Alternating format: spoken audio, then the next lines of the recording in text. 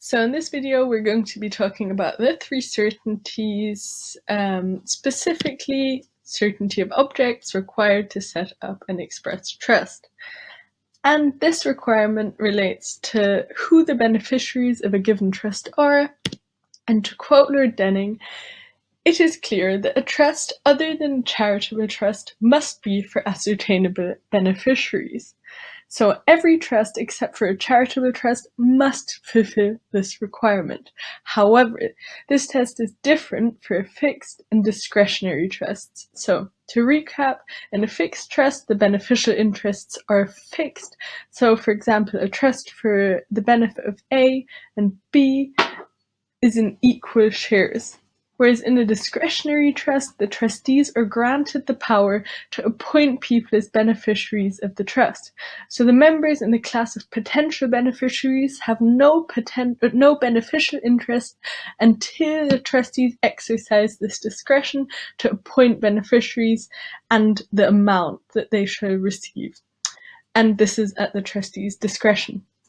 So we're going to start with the certainty of objects test for a fixed trust, and the case here to apply is IRC versus Broadway Cottages Trust in 1955, and it requires that in order for the certainty of objects test to be met, a full list of beneficiaries must be able to be drawn up.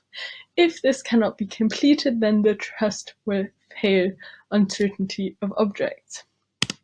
Moving on, so the test for discretionary tests, as previously mentioned, is different, and if we look to the case of MacPhail versus Dalton in 1971, it was established that the test for certainty of objects in discretionary trusts is the same as the test for fiduciary powers in Re Gulbenkian Settlement 1971. And this is also defined as the is or is not test, and the question to ask is whether it could be said with certainty that any given individual is or is not a member of the class. So, the type of certainty that is referred to here is conceptual certainty. So if there's a class of beneficiaries, this will be conceptually certain when the description enables the group to be defined clearly. So, for example, defining a group of people by saying that they have fair hair would not be conceptually certain, because this is much too broad and open for interpretation. However, saying a group of former employees of a company would be conceptually certain. Or even people over a certain height, this would also be conceptually certain. However, according to Rebaden number 2, 1972, we're considering the term of relatives and whether this could be conceptually certain. It was held that when asking the is or is not test, the actual question is whether there is a substantial number of people in the class. Therefore, it is acceptable if there are some individuals where one doesn't know whether they are or are not in the class. So, just to briefly distinguish between conceptual uncertainty and evidential uncertainty as to not get confused. So while conceptual certainty relates to certainty of class, evidential certainty relates to whether an individual can be proven to be a member of this class.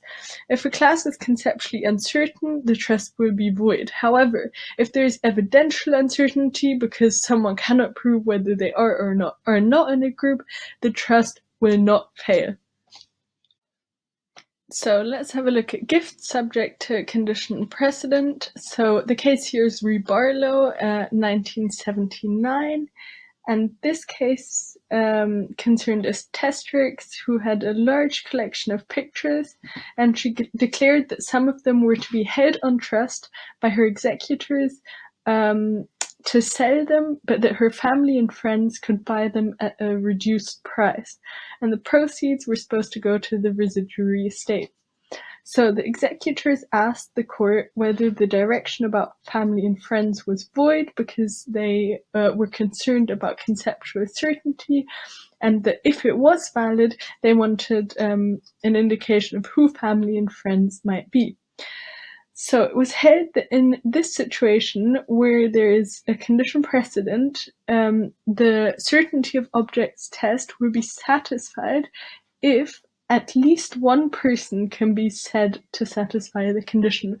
So a very wide test, most likely in many situations that this will be met. Then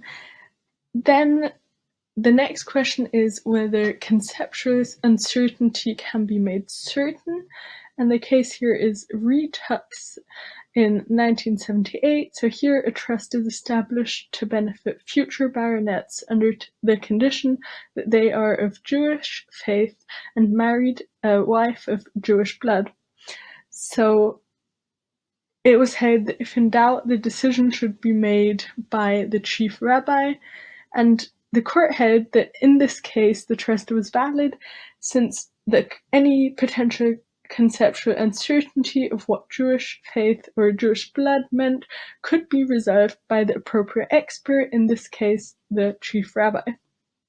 However, if we look at the case of Rewright's will trust in 1981, so in this case, a class consisted of identifiable charities and other unidentifiable bodies, and the court held that the trust was void, very much to the disappointment of the named charities, and it was held that the fact that the settler had stated, "Such people that have helped me in my trustee's opinion could not be conceptually certain," and despite the trustee having this supposed direction, he was in no expert position to be stating such people who have helped the settler. Next, we should consider administrative workability. And this basically is a rule that a trust may be void if the class to benefit is so wide that the trust would be administratively unworkable. So Lord Wilberforce gives the example of a trust for all the residents of Greater London, and this would be administratively unworkable. So if we have a look at the case of West Yorkshire in 1986, there is a trust that was made for the benefit of any or all of the inhabitants of the county of West Yorkshire, and the court held that this was void due to administrative workability, because it was not feasible. It would have taken too much of the court's time, and too little assets would have been distributed per person, so it was held administratively unworkable. However, we have to remember that in regards to powers, as seen in Rehay 1982, this rule does not apply. So this is merely a rule for trust and not for powers. And lastly, capricious purpose. So this rule holds that if a trust is made for a capricious purpose, so this is something that is useless or wasteful or harmful or illegal, the trust will be held to fail. This was seen in Brown versus Burdett 1982. And finally, what happens when a trust lacks certainty of objects? So in that situation, the trust will simply be void, and the assets will return on resulting trust back to the settler, or in the case of a testamentary trust, back to their estate. So thank you very much for listening. Feel free to ask me any questions below, and don't forget to follow me on legally.blonde.laura on Instagram. Thank you.